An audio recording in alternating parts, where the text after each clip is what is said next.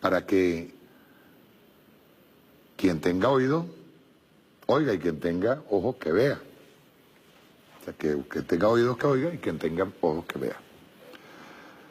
Ve bien, el periodismo, yo respeto muchísimo la profesión de periodismo. Yo no soy periodista, pero cuando el periodismo es utilizado de manera mercenaria, sobre todo por aquellos que conocen, saben, han trabajado de alguna manera el periodismo de este lado y saben, conocen de nuestra ideología, de lo que nos mueve, y luego utilizan eso de manera mercenaria para atacar. A mí eso me enerva, primero por el respeto que le tengo a la profesión. Yo le tengo a la profesión de periodismo yo le tengo muchísimo respeto. Por eso, incluso hasta en esta segunda etapa que yo comencé a La Hojilla, yo dije que una de las cosas que tenía que hacer prioridad dentro del mensaje que dé La Hojilla es la de mantener siempre un mensaje coherente. Coherente. Decía el comandante Chávez, teoría y praxis. Esta semana yo entrevisté a Roy Chávez. Y Roy salía al día siguiente, iba a ser entrevistado por Vladimir Villegas. Roy es un caballero, no solamente un caballero, una buena persona. Roy proviene de las filas de Copete, ¿sí? Pero es ese Copete militante, cristiano, social, que nunca se apartó de ese amor que le ha tenido a la Revolución Bolivariana y de ese amor que él le ha tenido a las causas libertarias, proveniendo de Copey. Vladimir Villegas le hizo una entrevista. Yo no voy a traer a colación las respuestas de Roy Chávez, pero yo sí quiero responderle a Vladimir. Porque Vladimir miente y utiliza ese periodismo, lo utiliza de manera mercenaria para seguir haciendo propaganda subliminal en contra de la Revolución Bolivariana. Lo terrible de esto, y eso lo venía diciendo al principio, es que un Vladimir Villegas debe entender que jamás va a ser aceptado en las filas del fascismo, de la derecha. No va a ser aceptado. Eso le está pasando a todo aquel que brincó la talanquera, le pasa. Todos, absolutamente todos. No hay uno que no le haya pasado eso.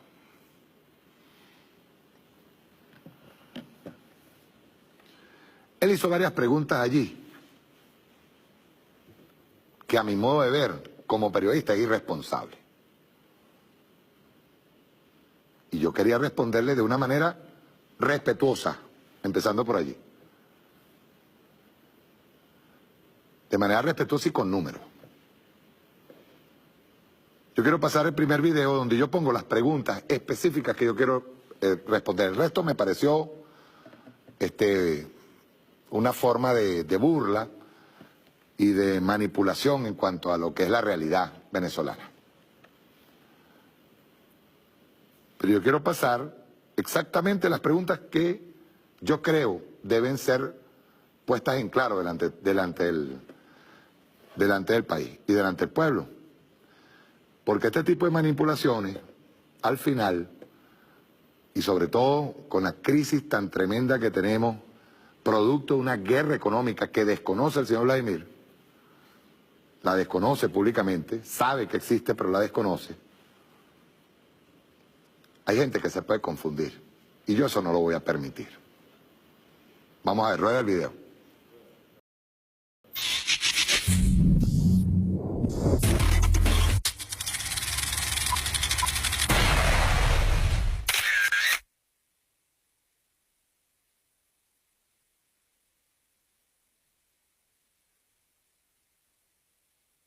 Comparando el gobierno de Luis Herrera con el gobierno de Maduro, y lo digo porque, bueno, es el referente copellano más más concreto, porque todavía, ya Caldera cuando fue presidente ya no era copellano, comparando ese gobierno de Luis Herrera y este gobierno, ¿quién sale mejor parado? ¿Y por qué? ¿Qué tiene de concretamente cristiana la obra que deja Maduro? O que ha dejado, pues. El tema de la economía, del desastre que hay, por ejemplo, en materia económica, del hambre, el abastecimiento, del deterioro del salario, ¿en qué parte realmente hay una responsabilidad del gobierno? ¿En qué porcentaje y en qué aspecto?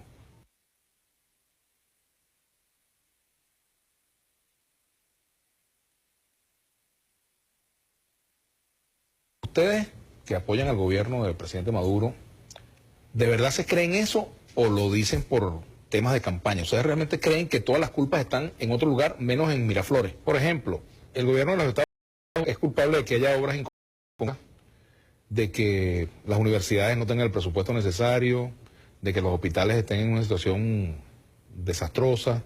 Todo eso es culpa del gobierno de los Estados Unidos, que la gente tenga que hacer cola para comprar comida.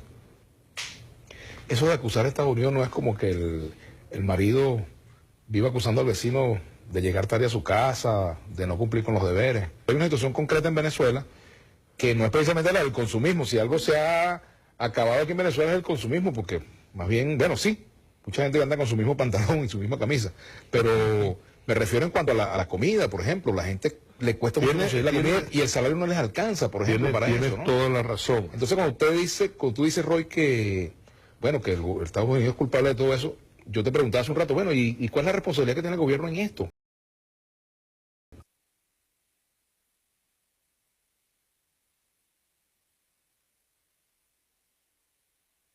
¿No será que el gobierno quiere una fedecámara, que no le critique, que no le cuestione?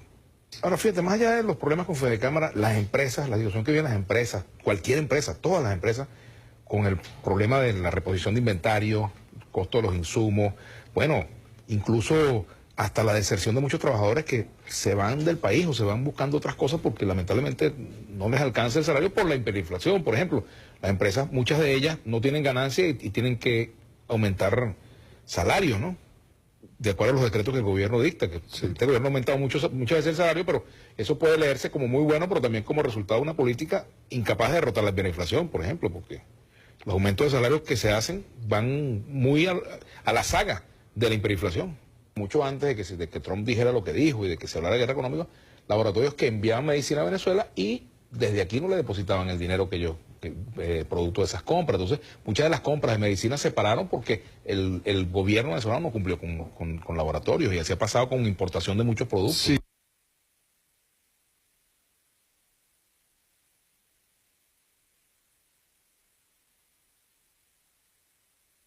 El imperio comunicacional surge de la mano del neoliberalismo. El objetivo del imperio mediático es que los sujetos sean otros que sí mismos. Lo que se propone en los medios comunicacionales es uniformar a la sociedad. El poder mediático, a medida que impone ideas en la sociedad, va imponiendo el sentido común.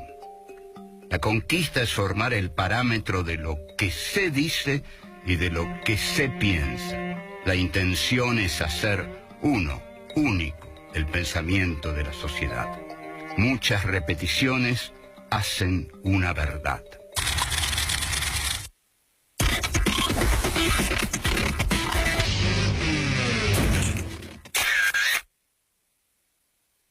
Voy a empezar por las preguntas, ¿no? Yo hice una... Primero, le pedí, porque yo necesito cifras, repito, yo soy un comunicador militante y necesito datos. Necesito datos que para mí son importantes. Y se los pedí a Pascualina. De hecho, Pascualina está haciendo un trabajo ahora mismo sobre la hiperinflación como herramienta para derrocar gobierno. Todavía no lo ha terminado, no sé si lo terminó, pero en el momento que lo tenga, yo prometo hacerlo público por acá. Las primeras preguntas que hace Vladimir habla de una especie de comparación del gobierno de Luis Herrera versus el gobierno de Nicolás Maduro Moro. Terrible comparación, amigo Villegas. Ya le voy a explicar por qué. Se hace otra pregunta, ¿qué tiene de cristiano este gobierno revolucionario? Y tercero, ¿qué responsabilidad tiene la revolución en este desastre?, dice él. Bien, voy a empezar por allí. Primero que nada, Vladimir, y de verdad, esto para que el pueblo vea, para que el pueblo entienda. Primero que nada, yo te voy a mostrar a ti cifras de lo que era el gobierno de Luis Herrera. Cifras. Primero, ¿tienen el PowerPoint que traje, por favor? Pónganme el primero de la pobreza del gobierno de Luis Herrera Campín con la República Bolivariana de Venezuela hoy.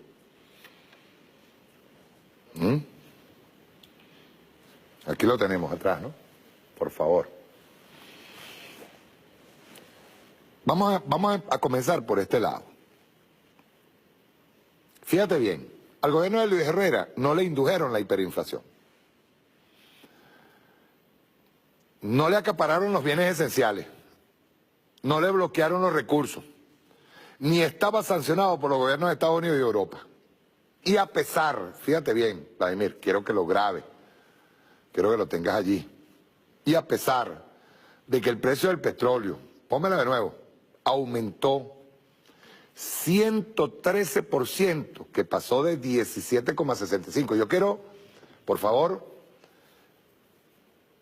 yo quiero que el pueblo venezolano entienda que el petróleo, un precio en ese momento a 17,65 y que pasara a 37,58 en menos de 5 años, era un precio grande que proporcionaba los suficientes recursos para que el país saliera adelante.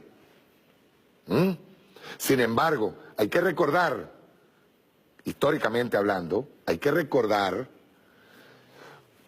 que el ataque a nuestra moneda comienza justamente en ese momento, en tiempo de Luis Herrera Campín.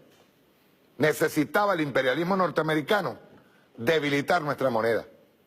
Es allí, después, en el mismo gobierno de Carlos Andrés Pérez, comienza la debilitación, el primer gobierno de Carlos Andrés Pérez. La debilitación en firme, que fue la de disparar la inflación y comenzar a trancar el cambio en el dólar. En ese momento estaba a 4.30. La famosa frase, está barato, dame dos. Bueno, ahí comenzó el plan para endeudar a Venezuela y a su vez atentar contra nuestra moneda. Eso no fue la primera vez. Lo que pasa es que estos estaban siendo trabajados desde el norte. Y fíjense ustedes que pasó en su periodo presidencial, Vladimir, el petróleo pasó de 17, perdón, estoy equivocado. La pobreza durante el periodo presidencial entre 1979 y 1984, no estoy hablando del dólar, me disculpan, hubo un error, pasó de 17,65% a 37,58% la pobreza. En menos de 5 años, Vladimir, la miseria aumentó 109%. Luis Herrera asumió el gobierno con 9,06% de hogares en pobreza extrema y lo dejó en el doble, 18,9%. Y es interesante porque para explicar la pobreza durante un gobierno que no estuvo asediado, que eso es lo que tú obvias, pero que además contó con un aumento del 50% del precio del petróleo. Cuando asumió la presidencia en 1979, el precio era de 17,69% dólares barril, y en 1980 se ubicó en 26,44% dólar barril, en promedio durante su mandato. Para la época era un precio alto. Pásenme a la segunda, por favor, la segunda planilla o plantilla que tengo ahí. El precio promedio del barril, vean ustedes, de 1978 a 1984. Si de comparación se trata, en el gobierno de Luis Herrera aumentó 50% el precio del principal bien generador de divisas, y en el de Maduro, que eso no lo dice, el precio del petróleo bajó 76%. Y en aquella época no había misiones. En 1970, ese aumento de la pobreza cuando Luis Herrera se explica porque del total de ingresos petroleros le llegó a entregar a las empresas privadas el 137% de esos ingresos. Es decir, más de lo que ingresó. En 1979 le entregó el 89% de la renta petrolera. En 1980 el 92% de la renta petrolera se la entregó a la empresa privada. En 1981 el 105%. En 1982 el 137%. Endeudó al país para entregarle la renta petrolera a las empresas privadas, por eso no lo asediaban y lo dejaban, entre comillas, camarada, gobernar.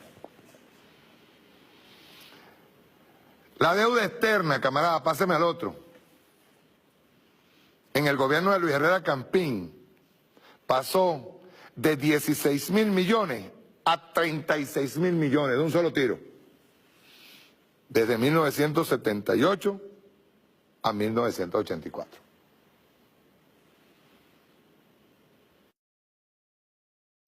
El desempleo, camarada Vladimir, para los tiempos de... por cierto, el consumo de alimentos, Vladimir, cayó en ese momento de 2.585 kilocalorías, ya muy baja según la FAO, que establece que el mínimo son alrededor de 2.780, en 1980 a 2.486 kilocalorías en 1984. Llegó a niveles de 2.408 kilocalorías en 1982. Estamos hablando que lo normal, según la FAO, son 2.780 kilocalorías. Tú mientes. Mientes descaradamente y lo sabes. Porque a ti lo que te interesaba era atacar a Roy, porque él venía de Copey, porque él en algún momento fue militante de Copey.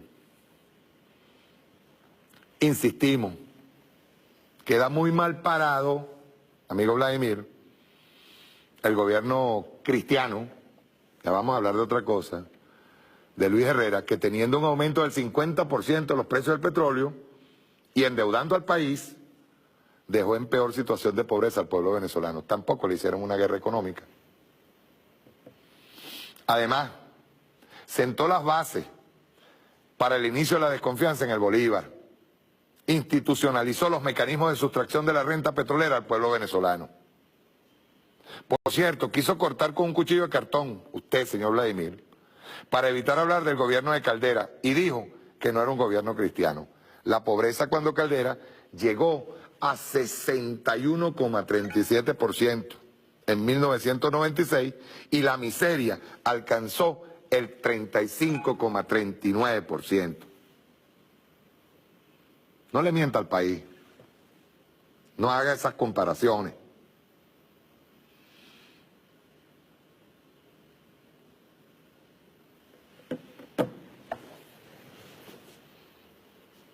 Usted hace una aseveración, coño, señor Vladimir, que duele. Usted dice que de cristiano tiene el gobierno de Nicolás Maduro Moro. Imagínese, más de 2 millones de viviendas. Se está dando duro ahorita con la Misión Barrio Adentro 100%. Con todo el ataque y la guerra económica que tenemos. Pero hay algo que usted se olvidó, y a mí eso, un olvido en usted, Vladimir, que es un periodista avesado, que es un periodista experimentado, un olvido de ese tipo es terrible. Le voy a enseñar algo.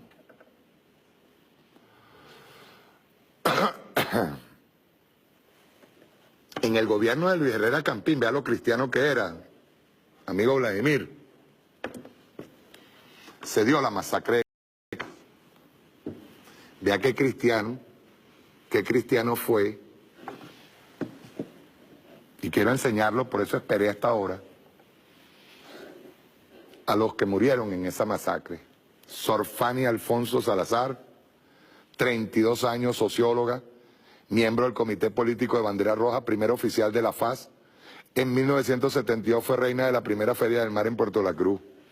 María Luisa Esteves Arraiz, 27 años, estudiante de arquitectura de la Universidad Simón Bolívar y zootecnia de la UCO, Anzoátegui, miembro del Secretariado Político Regional de Bandera Roja. Comandante Emperatriz Guzmán Cordero, 38 años, fundadora y tercer comandante del FAS, fue rematada con tiro de gracia, fugada del cuartel San Carlos en 1975, participó en el secuestro del industrial Carlos Domínguez. Las torturaron, Vladimir, un hombre que viene de la izquierda como tú, que tiene a un padre excelente, militante de la izquierda, no tiene que haber pasado esto por alto. Y esto sucedió con Luis Herrera Campín. Esto era lo cristiano, Vladimir. Antonio María Echegarreta, 24 años, caraqueño, importante cuadro de bandera roja en la capital de la República. Eusebio Ricardo Martel Daza, dirigente obrero nacido en Caracas. Ildemar Lorenzo Morillo, estudiante de la UCB, nacido en San Luis, Falcón, era combatiente del FAS. Carmen Rosa García, 19 años, estudiante nacida en Cariaco, Estado Sucre. Destacaba en el campo de la cultura popular y en las luchas reivindicativas de su pueblo. Combatiente. Beatriz del Carmen Jiménez, 24 años, estudiante nacida en Cariaco, Estado Sucre. El morguero del Tigre, de apellido España, dijo que las que estaban más destrozadas eran las mujeres. Le rompieron las cabezas con culata y le machacaron sus cabezas. Y nos dicen también que le arrancaron los pezones con alicate. Ese era el gobierno cristiano de Luis Herrera Campín. Euménedis Isidora Gutiérrez Rojas, maestra graduada en el Instituto Arismendi de Puerto La Cruz, hija del sargento de la Guardia Nacional Teodosio Gutiérrez, era natural de Santo Tomé, Anzoátegui y se había incorporado al FAS 4 años antes de su muerte. Enrique José Márquez Velázquez, segundo comandante del FAS, estudiante y empleado de la UCO en Sucre. Con una pierna casi despendida, solicitó ayuda para su novia María Luisa Esteves, herida en el bombardeo. Henry López Cisco, que era sicario del gobierno de Luis Herrera, luego sicario también de Carlos Andrés Pérez, lo obliga a introducirle las manos en su vagina. El DICIP ordenó luego quemarle los senos y extirparle el vientre de las mujeres que capturaba, porque esa semilla hay que acabarla antes de nacer. Carlos Anzola Hernández, 23 años, obrero y dirigente vecinal del 23 de enero, Caracas, en 1978 entró a formar parte de la unidad urbana de Bandera Roja. José Miguel Núñez, estudiante de la UCB, natural de Sevilla, España, era hijo único. Sus padres partieron a España la semana de sepultarlo en Caracas. Roberto Antonio Rincón Cabrera, comandante, 32 años, natural de Maracay, miembro del CPN de Bandera Roja. Fue dirigente estudiantil, obrero y campesino, fugado de la Pica en 1977. El coronel Sifontes Boet, quien comandó tropas del Boca Suraza, admite su fusilamiento cuando salió renqueando por su herida. Mauricio Tejada, estudiante de la UCB, nacido en Colombia, militante del Partido Comunista Colombiano, se vino con su familia a continuar sus estudios en el Liceo Andrés Bello. En Caracas, dirigente estudiantil de la Escuela de Economía y miembro del Centro de Estudiantes, era primer oficial del FAS. Diego Alfonso Carrasquel, 38 años, estudiante. Baudilio Valdemaro Herrera Veracierta, 18 años, estudiante de bachillerato. Carlos Alberto Zambrano Mira, chileno, 30 años. Julio César Farías Mejía, 20 años, dirigente de la ETI, de la Escuela Técnica Industrial. Jorge Luis Becerra Navarro, 20 años, estudiante de la UDO, Núcleo Bolívar, nació en Ciudad Bolívar. José Isidro Serpa Colina, 28 años, obrero, nacido en Barinas. Y tú me dices a mí que el gobierno de Luis Herrera era cristiano. Ni siquiera el de Lucinche. terrible lo que tú haces, porque tú eres un hombre conocedor de lo que es la izquierda. Y por unos cuantos churupitos haces la labor de Malinche en contra de tu propio pueblo.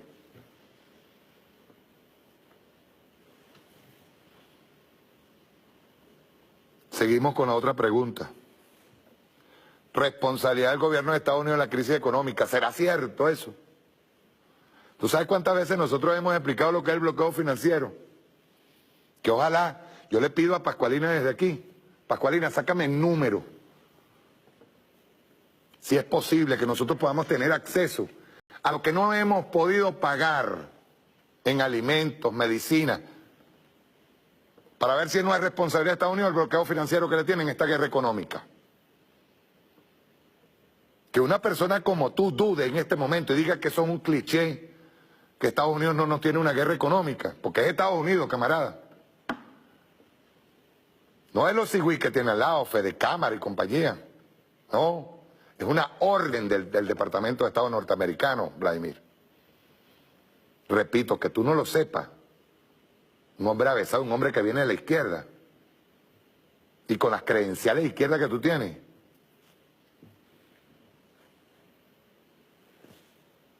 El sometimiento de Fedecámara, una economía fracasada, incumplimiento de pagos. Tú sabes que estás mintiendo.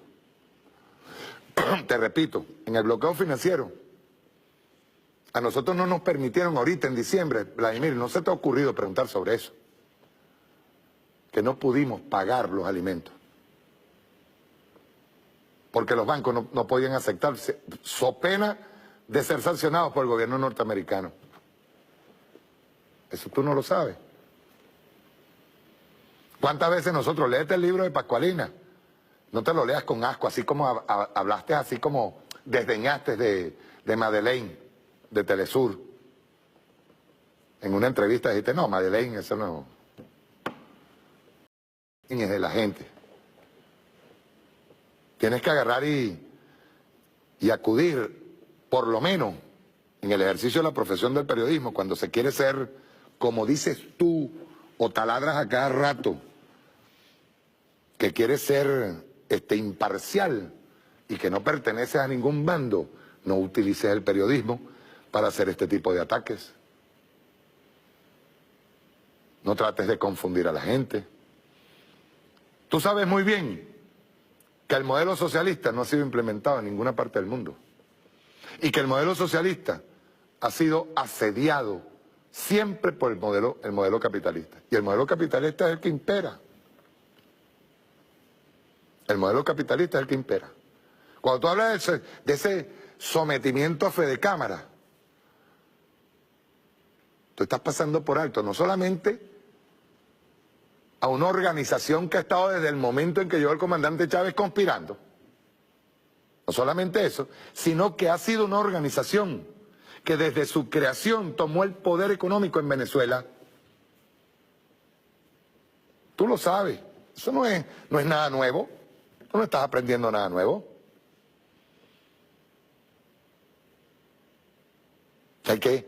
Yo digo que a veces tenemos que ser, oye, por favor,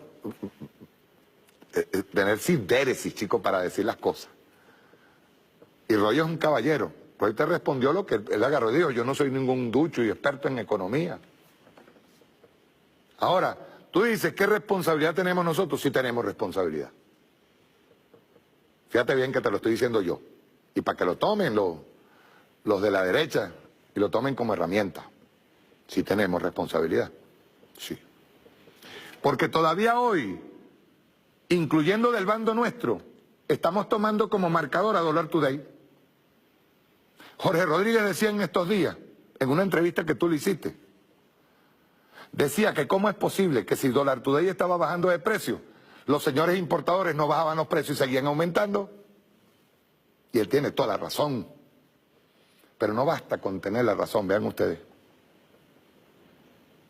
Porque si nosotros vamos a agarrar los productos que tenemos, empresas básicas, empresas del Estado, y le vamos a tomar como referencia los precios de Dollar Today, estamos jodidos, eso es un error nuestro. eso es un error nuestro. Porque ¿de qué vale que el presidente de la República trate de luchar contra la subida de precios subiéndoles el salario a la gente? Pues imagínense nomás si el presidente Nicolás Maduro hubiese obedecido las instrucciones de Fedecámara del Fondo Monetario y no le hubiese aumentado ni medio el salario al venezolano. No hubiese hecho los aumentos de salario al venezolano. Imagínenlo. Y tú dices que eso es un mecanismo fracasado. Coño, pero no hablas de Dollar Today. Tú no hablas de un marcador golpista que lamentablemente, mire, el otro día hubo una persona que agarró y me dijo a mí, la economía es una ciencia perfecta. No, te he equivocado. Nada aquí es perfecto. Todo, absolutamente todo, es sensible al cambio. Y sobre todo, cuando ese cambio va a favor del pueblo venezolano. La economía, decía Chávez, tenemos que reinventarla. ¿Y a favor de quién? A favor del pueblo. Nosotros no podemos seguir utilizando los mecanismos econométricos de la derecha. No, todo lo contrario, nosotros tenemos que atacar esos mecanismos. Tenemos que atacarlos. Y nosotros no podemos seguir diciendo que somos revolucionarios si no nos revisamos. Y no estamos justificando con la guerra económica el subir los precios de cualquier producto que produzca el Estado en nombre de ese marcador. No puede ser. Ese es un error nuestro. Es un error nuestro, camarada. Y yo lo acepto. Pero lo que yo no acepto es que tú me digas a mí que durante 18, 10, casi 20 años que tenemos de revolución, aquí no ha habido avance. Yo tampoco voy a aceptarte a ti que me digas que desde el año 2014 para acá no ha pasado nada. Porque sería un insulto, una bofetada a nuestro pueblo. Una cachetada que le estás dando al pueblo desde una televisora, que por cierto, al final, y da asco eso, al final le hayas dicho a Jorge Rodríguez, ¿qué pasa con la renovación de la señal a Globovisión? Que tú, como Lacayo y como Malinche, salgas a pedir la renovación de la licencia, nada más que por mantener tus billeticos y tus reales, porque eso es todo lo que estabas buscando. No hay nada peor que la traición a tus propios ideales, chicos. A mí me irán a regañar por cualquier vaina, pero no por fascista ni por traidor. Y repito, Rollo es un caballero. Un caballero. Y esta revolución, que ni siquiera el fascismo ha reconocido como movimiento social y político dentro de la nación, ni siquiera por los Estados Unidos, que siempre se la pasa diciendo que somos ilegítimos de origen. ¿Cómo que ilegítimos de origen? Y que ustedes han tenido unas victorias pírricas en momentos circunstanciales y por el enorme poderío mediático que tienen de adentro hacia afuera, de afuera hacia adentro. ¿Cómo es que le dijiste a Jorge, tú no estás, cuando Jorge dijo que Almagro es una basura, porque una basura, le dijiste, no estás instigando al odio? Ay, Vladimir, pregúntale a tus amiguitos de allá desde Miami, todos amigos tuyos, a donde tú estuviste ahorita recientemente buscando entrevistar a Jaime Bailey. Pregúntale quién instiga al odio, y quién instiga al magnicidio, y quién instiga a exterminar a esa raza llamada chavismo. ¿Cómo es eso? ¿De qué habla? Yo espero, yo he hablado ya 2 veces con Pascualina, yo necesito seguir explicando con números a la nación entera lo que está pasando. Eso sí, compadre, también es hora de que nosotros volteemos y empecemos a chequear nuestros índices. Y a chequear, sobre todo, para entender que no podemos estarle acompañando en algunas ocasiones, acompañando, porque esa es la palabra, a las verdades, entre comillas, econométricas del capitalismo. No. Nosotros tenemos una labor esencialmente transformadora. La economía nuestra tenemos que transformarla. ¿Dentro de un mercado internacional neoliberal? Sí. Pero para adentro, protección a nuestro pueblo. Y sentarse con el pueblo a ser sincero.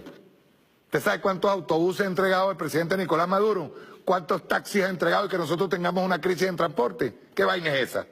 Hay que llamar al que se le entregó el autobús, al que se le entregó el carro, a las federaciones de transporte a las que se le entregaron carros y autobuses. Y no seguir con esto, de que no, se me jodió el autobús. O bueno, hacen falta dólares. No, esos tiempos pasaron, camarada. O inventamos o erramos. Esos tiempos pasaron. Y otra cosa, quiero enviarle finalmente un saludo a la Fuerza Armada Nacional Bolivariana.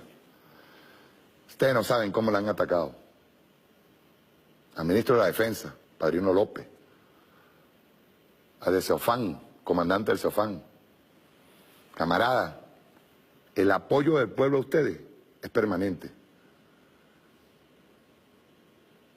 Esto que va rodando siempre por allí para tratar de divorciar a nuestra forma, a Remigio Ceballos, del Ceofán. Por cierto, muchas gracias por, lo digo por segunda vez, no la traje acá, por la cruz del Ceofán en su primera clase que me fue entregada en el Teatro de la Academia Militar. Ustedes deben entender, no solamente el hecho de que ustedes son pueblo,